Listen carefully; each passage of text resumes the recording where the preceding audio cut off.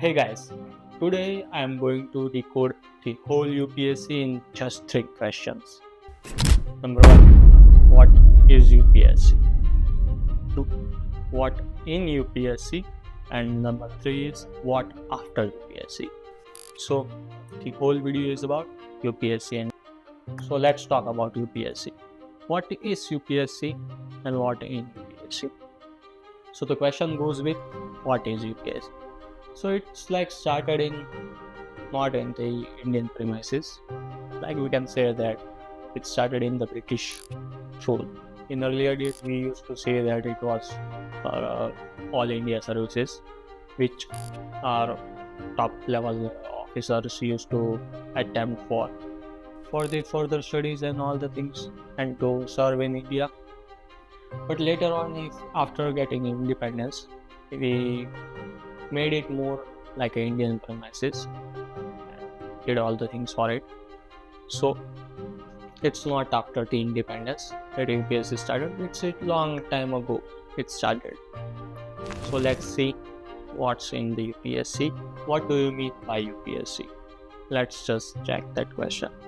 What is the full form? You might be knowing the full form.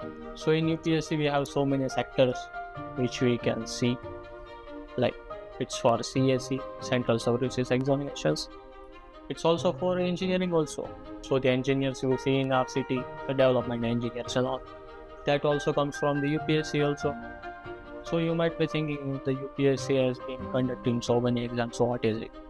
UPSC is like a statutory body which is used to conduct exams for top level officers as well as class 2 officers also. It can be for center as well in state government way.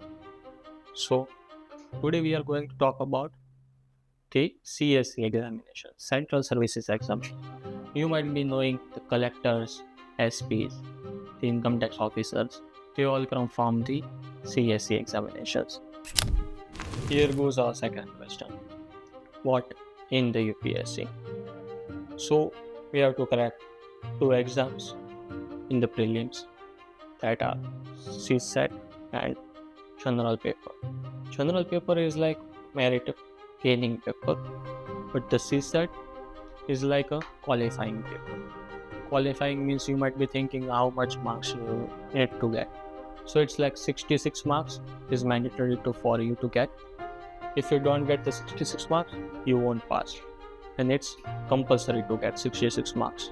So to appear for examination, you have to fill the form, and there are a lot of criteria you need to qualify first. You must be the citizen of India. You must be older than 21 years. You must have a degree from a well-recognized university. These 3 are the most things which you need. If you are in general open category, you have 6 attempts. If you are in OBC, SC, category, then you have 9 attempts. But if you are in CST category, there is no limit for the examination. You just have to consider that age limit is the criteria for SCST, but they get a relaxation over there also. As well, the PWD people, specially able people, has a 9 attempt criteria. It can't break that. So for the part A, preliminary examinations, the syllabus goes as follows. The paper 1 is for general studies.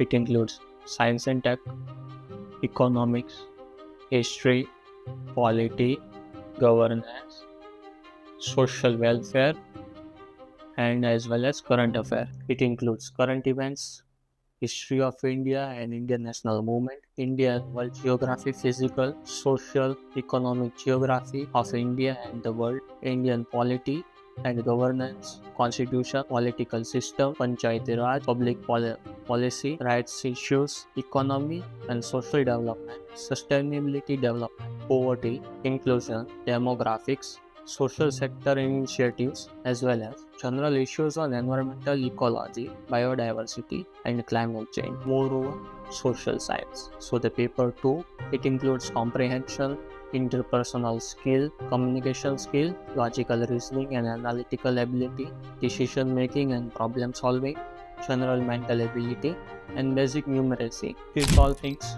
are included in the prelims examination. Then comes the main examination. So let's see what's in that. The papers to be conducted for merits are like follows. Paper 1 is for essay, which is for 250 marks.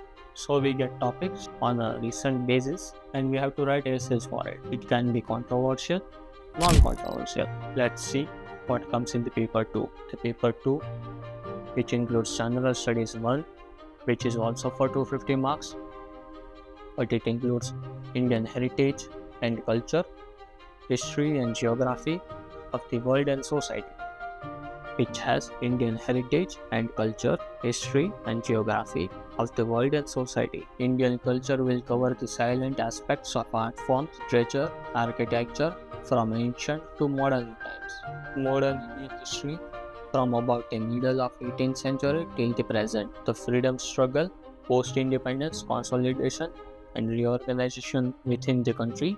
History of world including events from 18th century such as Industrial Revolution, World Wars, withdrawal of national borders, colonization, decolonization, political philosophies like communism, capitalism, socialism, etc. The role of women and women organizations, pollution and associated issues, poverty and development issues, urbanization from problem and the remedy, effects of globalization of Indian society, social empowerment, communalism, regionalism and secularism, salient feature of world physical geography, distribution of key natural resources across the world. So paper 3 is for General Studies paper 2 and it includes governance, constitution, polity, social justice and international relations, which is also for 250 marks.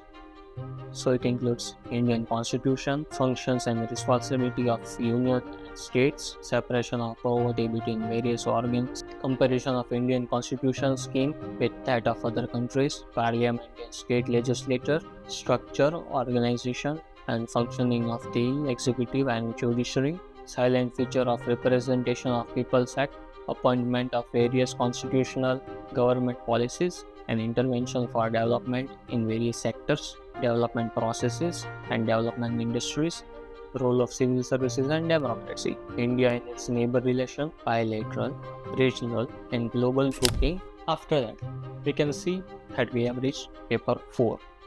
So what's in the paper 4? Let's dive in.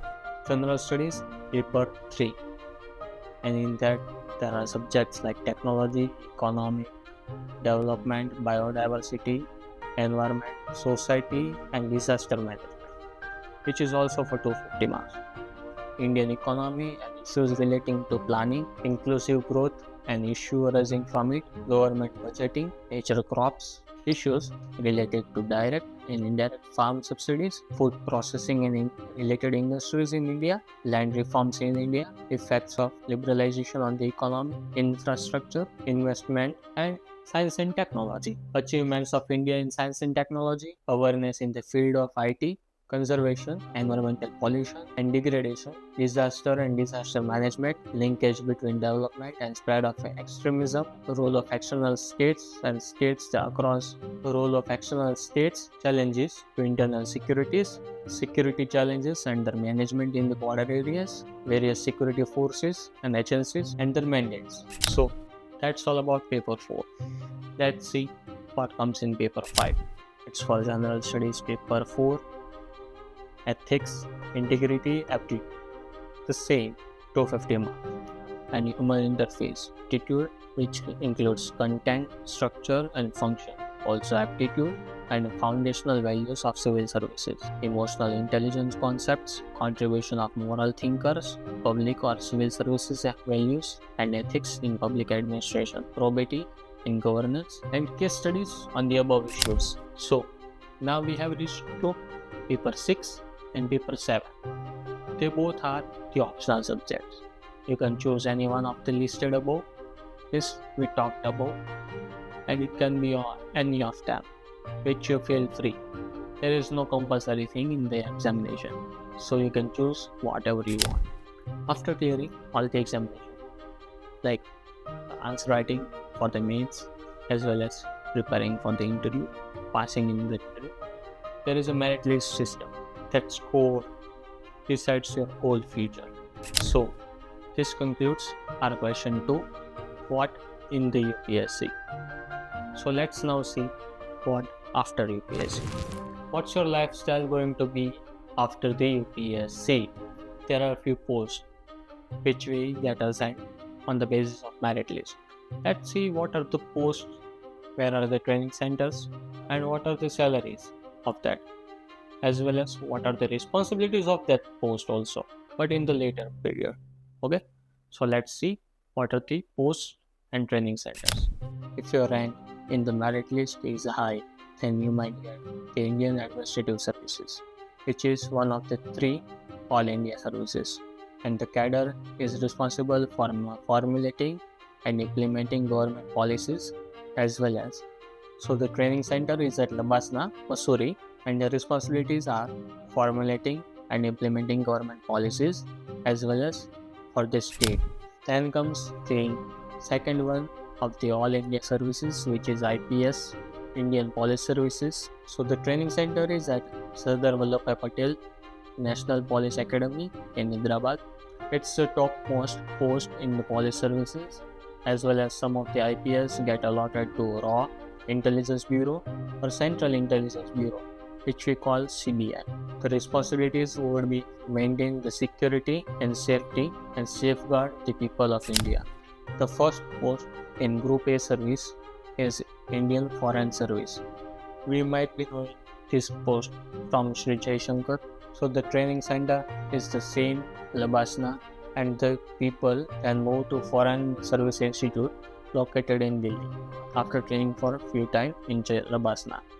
It is a more popular Group A service which a candidate prefers to attempt for after IAS and IPS. IFS officer can go on to become High Commissioner, Ambassadors, Permanent Representative of India at UN, or Foreign Secretary. Now, we are at the end. We answered all the 3 questions. What is UPSC, what in UPSC, and what after UPSC. The decision is yours. Now, you might be thinking how to prepare for UPSC. There are many institutes you can follow, but the institutes teach you the positional UPSC. What about the current? You might be thinking that. You are at the right channel. What we do?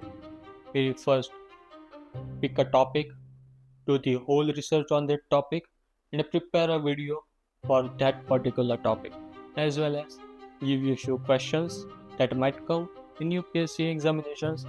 It might come in prelims or mains or interview. Nobody knows. Now, you will not miss a single point that's important for UPSC.